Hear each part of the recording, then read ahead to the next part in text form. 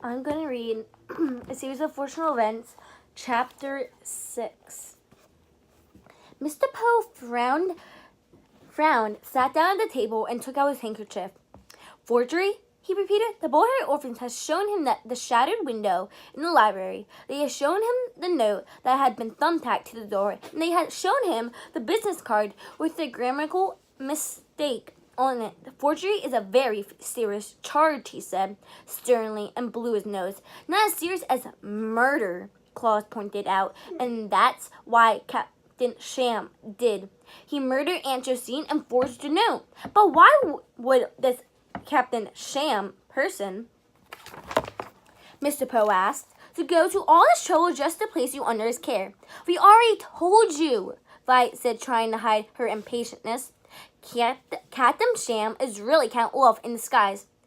These are very serious accusations, Mr. Poe said firmly. I understand the three of you have had some terrible experiences, and I hope you're not letting your imagination get the best of you. Remember when you lived with Uncle Monty? You were convinced that his assistant, Stefan, was really Count Olaf in disguise. But Stefan was a Count Olaf in disguise, Claus claimed. That's not the point, Mr. Poe said. The point is that you can't jump to conclusions. If you really think this note is forgery, then we have to stop talking about disguises and do an investigation.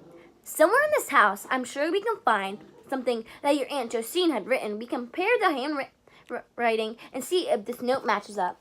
The Bald-Headed Orphans looked at one another. Of course, Claus said. If the note we found on the library door doesn't match Aunt Josine's handwriting, then it was obviously written by someone else.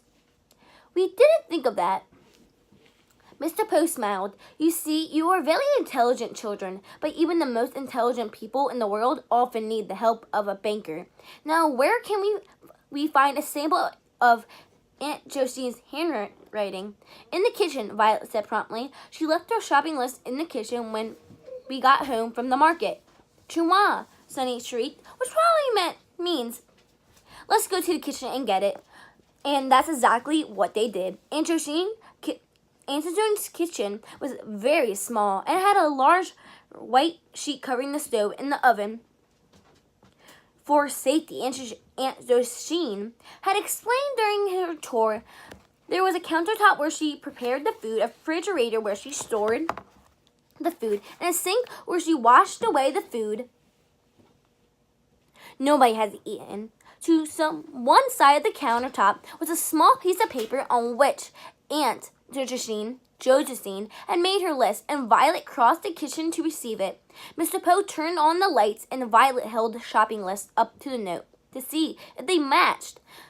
There are men and women who are experts in the field of handwriting analysis.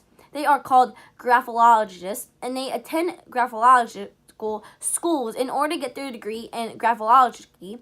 You might think that this situation would call for a graphologist, but there are times when an expert's opinion is unnecessary. For instance, if a friend of yours bought you your pet dog and she said she was concerned because it wasn't laying eggs, you would have to be a veterinarian to tell her that dogs do not lay eggs, and so there was nothing to worry about. Yes, there are some questions that are so simple that anyone can answer them, and Mr. Poe and the Bald-Headed Orphans instantly knew the reason to the questions. Does the handwriting on the shopping list match the handwriting on the note? The answer was yes. When Aunt Josine had written in vinegar on the shopping list, she had curved the tips of the V into tiny spirals, the same spirals that decorated the tips of the V's in violet on the note. When she had written cucumbers on the shopping list, the C's were slightly squigglies, like earthworms, and the same earthworms appeared in the words cold and Captain Sham on the note. When Aunt Josine had written lines on the shopping list, the I was dotted with an oval rather than a circle. Just as it was in my life will be at its end.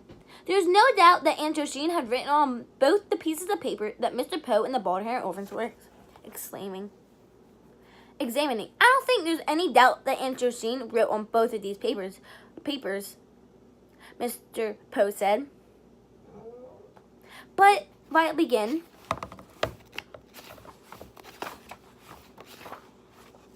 There are no buts about it, Mr. Poe said. Look at the curvy V's, sorry. Look at the squiggly C's. Look at the oval dots over the eyes. I'm no graphologist, but I can certainly tell that these were written by the same person. You're right, Claus said miserably.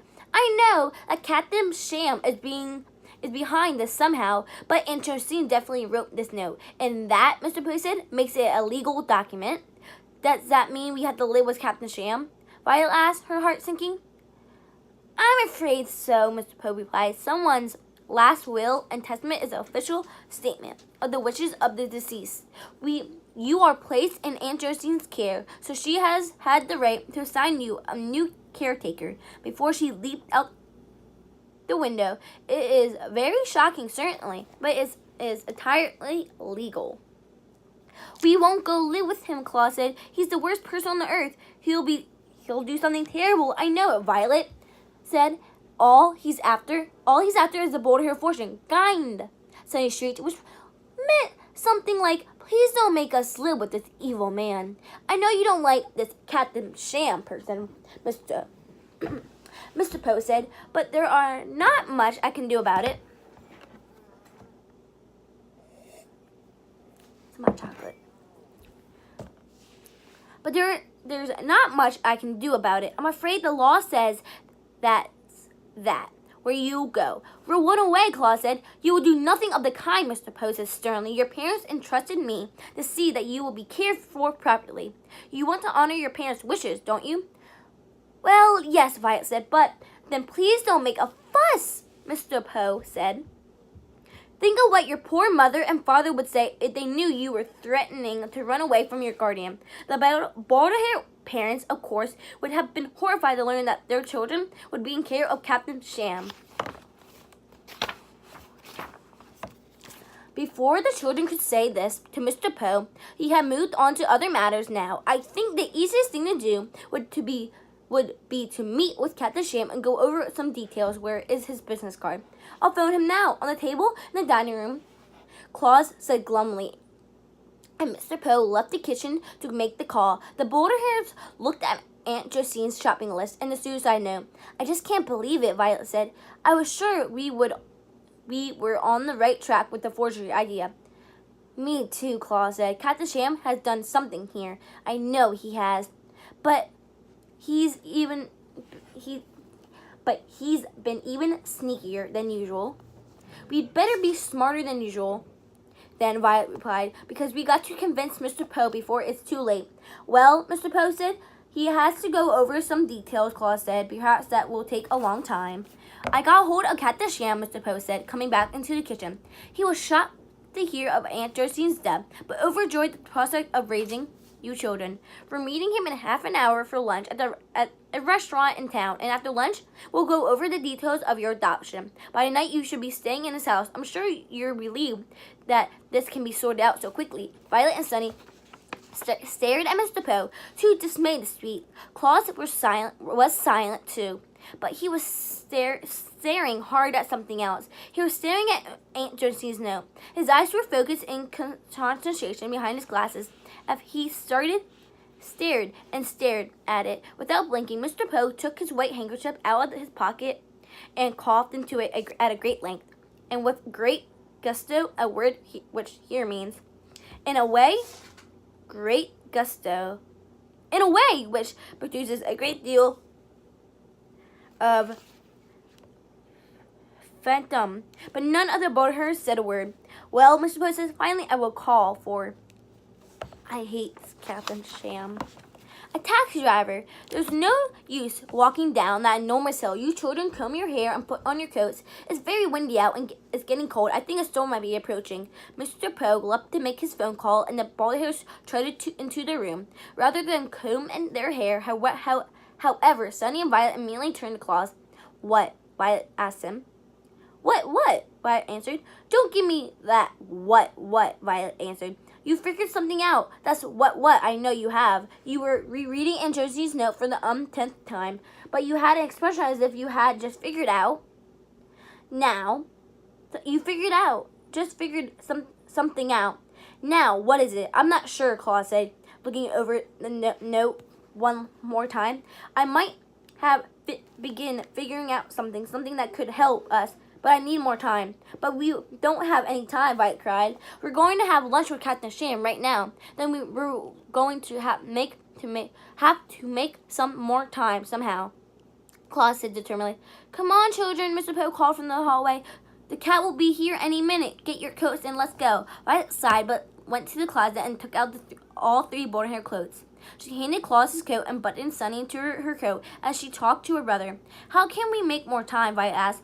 You're the inventor, Claus answered, buttoning his coat. But you can't invent things like time, Violet said. You can invent things like automatic popcorn poppers. You can invent things like steam-powered window washers. But you can't invent more time. Violet was so certain, but she couldn't invent more time that she didn't even put her hair up in a ribbon to keep it out of her eyes. She merely gave Claus a look of frustration and confusion and started to put on her coat. But as she did up the buttons, she realized she didn't even need to put her hair up in a ribbon because the answer was right there with her. Next time I do a YouTube video, I'm going to do chapter 7 and maybe we'll find out what her invention is. So, bye!